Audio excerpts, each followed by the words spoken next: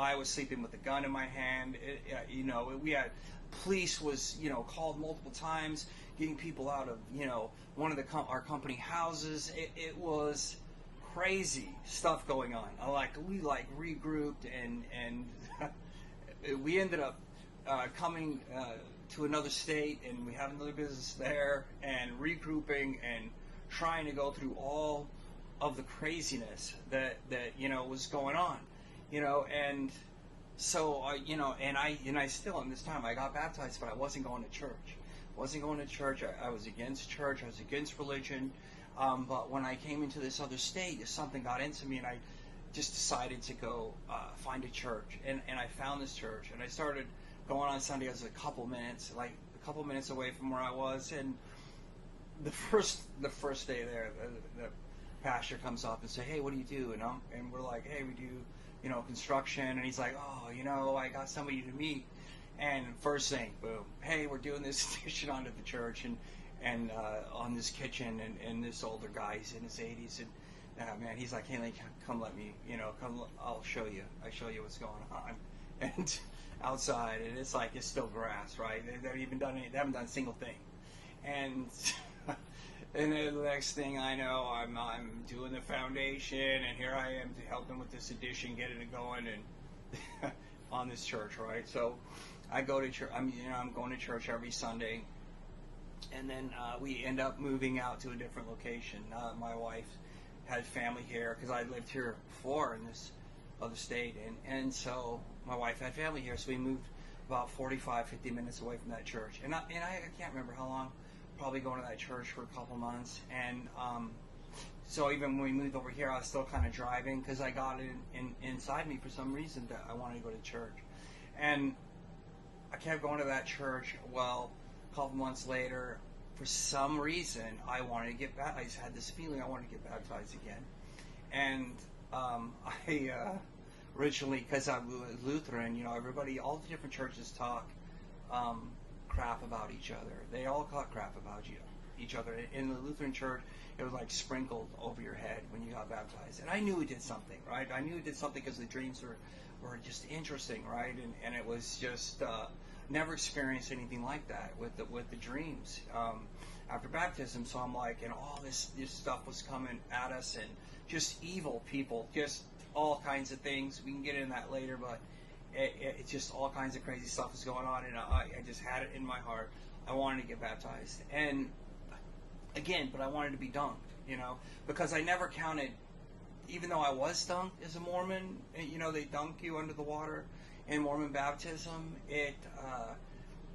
Catholics, because my cousins were Catholics and my aunts were Catholics, and they're like, "Oh, Mormon baptism doesn't count, Mormon baptism, it's not a valid baptism." And I'm in my mind, I'm like, okay, I want to do things by the rules, I want to make sure I got baptized, I want to make sure, and so I got sprinkled, right? And I'm like, well, I don't know, maybe that doesn't count. I don't know, because other people, they don't baptize that way, other churches. So I was like, I'm gonna get dunked,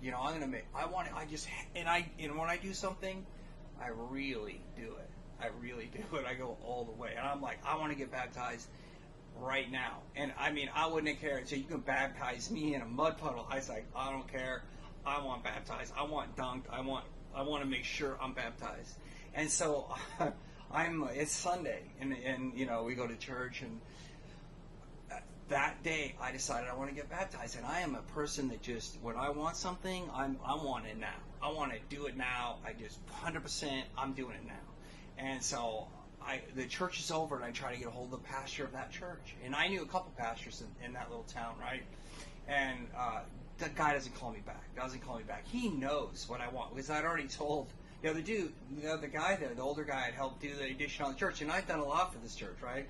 I did the groundwork. I did the roof. Got the framing done. Did the roof. I did a lot for this little church. With no money. They didn't pay me any money. And the pastor wasn't calling me back, because it was some football game on that Sunday. It wasn't the Super Bowl, but it was like some fancy football game that everybody wanted to watch, and he was watching football, and he wasn't gonna answer the phone. He didn't answer the phone. I texted him like, "Hey, I want to get baptized." He was like ignoring me, finally, he texted me back like at 6 or 7, but he hadn't texted me back at the time, and I just drove it, because remember, I lived like 45 minutes away from the church. So I was like, I drove down the street, and I was sitting in the parking lot, because I'm like, I'm not driving back to my place, right? Because I'm going to get baptized today, right? So I call another pastor, right? And, I'm like, oh, I don't care. He can come over here or baptize me somewhere or baptize me in the bathtub. I was like, I don't care. But he straight up told me, he's like, hey, man, the game's on. And I was like, what? And so I hang up, and I'm sitting in that parking lot, and I'm pissed, right? I'm pissed. I'm like, what is this? Like, all these churches, they're saying baptism is so important, right? So important. And yet they won't baptize me because they're watching football? I'm like, what? And I'm pissed, right? Two pastors, Sunday, guy begging to get baptized, can't get baptized, right? So there was a guy that went to the church. He had gotten out of the army. Younger dude, and he'd helped me. He volunteered and helped me on some of the stuff I was doing for the church. And so I call him because he's close to a little town and I'm farther away. But I called him to complain, right? I'm just mad because I'm sitting there and I'm still waiting for that other pastor to call me back, right? Because he hasn't called me back yet. He hadn't responded at all. But I figured he wasn't going to call me back. So I'm sitting there, probably even sitting there an hour, and I'm ticked off. It's like 2 or 3, probably in the afternoon. And so I call that kid and start telling him, and he goes, hey, my mom goes to this Pentecostal church, and they're serious about baptism. He goes, let me make a call, and I'll call you back. So I go, all right, cool. So I hang up, and he makes a call. He calls the people. He calls me back, and he's like, hey, they're going to baptize. They'll baptize you. You're going to be there at 5 o'clock, and they're going to baptize you. And I'm like, heck yeah. And it was like a couple-hour wait. And I'm away from my house, so I'm like, I don't know what I'm going to do. So I cruise over. He's like, I can come over here, where I am. So I go over there, and he had gotten out of the army, so him and his wife was living at his wife's parents, and they were out there. They were catching chickens and putting some kind of dye on their feathers because they peck each other or something. So he's out there. He's this big dude. He's like 6'6" or something. He's this huge dude. And they're catching chickens and putting this dye. So he's in jeans and he's dirty and he has this dye on his fingers. And I'm hanging out there till 5, and it gets around 5, and I start to leave. And he's like, oh, where are you going? And I'm like, yeah, I'm going to the church at 5. He goes, no, I'm going to go with you. And I'm like, oh, okay. And so him and his wife hop in the car and go with me, just like he is. He's in jeans, his ink all over his hands, he'd been catching chickens. And I'm, medium, like a medium dressed. And we go to this Pentecostal, we end up showing up at this Pentecostal church at 5, and we go in. And the pastor had no idea that he was going to baptize me, right? His mom lied to him and said that just to get him to go to church. So when we were showing up, like if I would have showed up and he wouldn't have went with me, nobody would even have known there that I was coming to get baptized. And that's going to get more important in a minute. So his mom and her boyfriend shows up, and we start talking, and again, this is a Pentecostal church, right? And it's a big Pentecostal church. And it just so happens, this is like a regional event weekend, and it was like a 3-day conference they had a 50-person choir in there, and there would be like 1,000 people. It was something going on in that thing. And so we got in there early, and the choir was warming up, and his mom showed up, and we found out that pastor had no idea that I was there to be baptized. And so they went and asked the pastor. Of course, he's going to say, heck yeah, And I'm like, and I'm in shock, right? Because this is a huge church, and these people are dressed amazingly dressed. It's like everything is perfect on these people. Like their hair is perfect, their clothes are perfect, like multicolored clothes. It's just the most amazing thing I've ever seen, right? And so the pastor, he decides, hey, I'm going to baptize you, but it's going to be at the end of the service. So I had to stay with the Pentecostal service, right? And I'm like, oh crap, and now I'm nervous, right? Because I was thinking I'm just gonna show up, it's just gonna be the pastor. It's like 5 o'clock. There's gonna, it's just gonna be a little group. Oh no, it ain't gonna be a little group. It's gonna be me getting baptized in front of like 1,000 people on stage, and I'm scared a little bit. And I had a hat on, and in our church you can wear a hat, but in this church you're not wearing a hat, right? And so I had this hat, and I took it off, and I'm carrying it around the church, and we have to wait. So I'm like, I'm going to go set this hat, put this hat back in my truck, and I start going out the door, and then here he comes, right? He's coming after me, and I'm like, he goes, what are you doing? I'm like, I'm going to put the hat out in the truck. He goes, I thought you were running off, trying to run off, and I'm like, and the funny thing is, I was thinking about it. I was thinking about running off, and it was scary, man. I know there was a lot of people, and people get like stage fright talking, it was a lot of people. So I put the hat, in the truck and go back, and we go in there, and he's walking around I guess he used to go to that church. He went in the army, he came back, and now he's going to this little church that I was going to. But everybody was coming up to this guy and just knew him, even though he's like ink all over his fingers, a ratty t-shirt, dirty, and all these people in suits and just perfect in this church, and they're all just, hey, it's so great to see you, it's so great to see you. And anyway, so then we get down because I have to watch the service, and the choir had kind of been warming up, and they're great, right? They're a great choir. And we get out there, and the service starts, and the choir is singing, and I'm sitting there in the rows looking at the choir, right? And looking at the choir, they're starting to sing, and it is the most. I'm getting goosebumps right now, even thinking about it.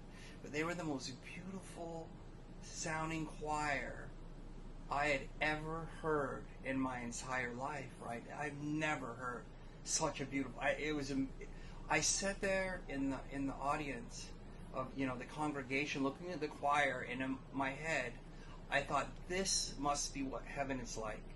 This must be like the reception desk to heaven. It was so amazing. And to jump back a little bit, back into the parking lot, because I forgot to say this, after these preachers weren't going to baptize me, I was sitting there and I was praying to God, and I was like, God, I cannot believe that I cannot get baptized. I'm like, why is it so hard to get baptized? This is unbelievable. I want to get baptized and I can't get baptized, right? This is what I was thinking and saying to God. It's just like impossible, because it was so hard to get baptized the first time, with my son, because when he wanted to get baptized, it was like almost an impossible task. It felt like it, and it's crazy to me thinking that it seemed so impossible. So hop back and the choir's singing, and it's just so amazing. And these people had said, hey, when it's time, we're gonna come get you. Right? And I didn't have anything to wear.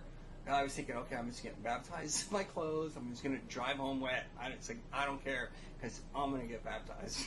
Right?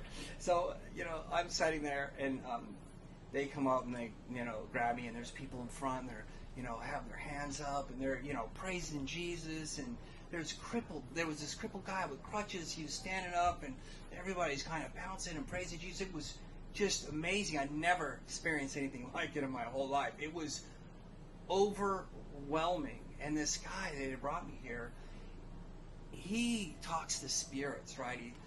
This whole conversation, it's like 23, just the most interesting, odd person I'd ever met. And he's sitting there, and he said to me, he goes, oh, Jesus just showed up. Again, I had to fix it, but he's like, oh, Jesus just showed up. And he's like standing up, and he's praising God. And it's just unbelievable, overwhelming feeling. Like, it's like a place that you go on vacation. It's like so powerful. Like, I couldn't see going to church every Sunday because I felt like I wasn't even worthy to go to church there. It was just so powerful, just unbelievable. This 50-person choir, it's just crazy. So they come up, they grab me, Kathy, hey, this time, and start bringing me back. But first we kind of stop, like, in the crowd, and start praying a little bit. And I even put my own hands up, and I never do that. But it was just so overwhelmingly powerful. It was just crazy. And then we ended up working our way back, and they have like a room to change. kind of behind the stage, and then they put me in a little changing room, and they have all the clothes. They have like all these jumpsuits all hanging there with towels, all professional, like super, super amazingly great. And so I had something to change into. This jumpsuit, right? Get in there, change. They're waiting for me. Super, super great people, man. Super great people. And I'm come out in my jumpsuit, and I am the only. It's the last day of the conference, and I am the only single person getting baptized. And it's at the end of the last of a 3-day running event, and they've been baptizing people the other days and all the way, the other couple days, and I am the only single person.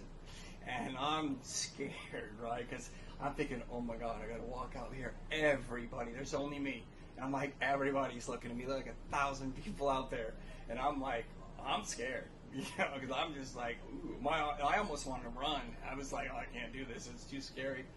Right? But luckily, you walk behind the stage, and the water is kind of back, and so you don't have to be in front of everybody right in the beginning, and then I walk down to the water, and then there's the huge choir's in front of me, like everybody can see me, but I got like in the water, and there's like the 50-person choir is singing this beautiful music, and the pastor doesn't actually get in the water with you.